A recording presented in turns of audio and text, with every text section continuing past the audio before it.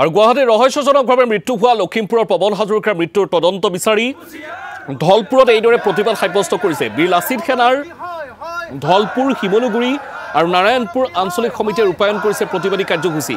এই মুহূৰ্তত আমি প্ৰতিবাদী কাৰ্যসূচীৰ কিছু দৃশ্যাৱলী দেখুৱাইছো। ঘটনাৰে জড়িত অভিযুক্তক শীঘ্ৰে গ্ৰেফতাৰ কৰি উপযুক্ত শাস্তি দিয়াৰ দাবী উত্থাপন কৰিছে প্ৰতিবাদকাৰীসকলে।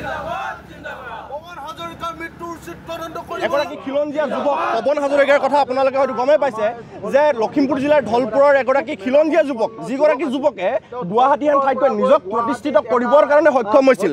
গতিকে সেইজন ব্যক্তিক ২-৪জন বহিৰাগত, যি নেকি তেখেতে ইতিমধ্যে ছুচাইড নোটত তেখেতে লিপিবদ্ধ কৰি থৈ গৈছে। ৩জন বহিৰাগতৰ নাম অংকিত আগৰৱালা, নীলিম কুমাৰ নে নিলয় কুমাৰ আৰু বিকাশ চিচদিয়া নামৰ এগৰাকী ব্যক্তি।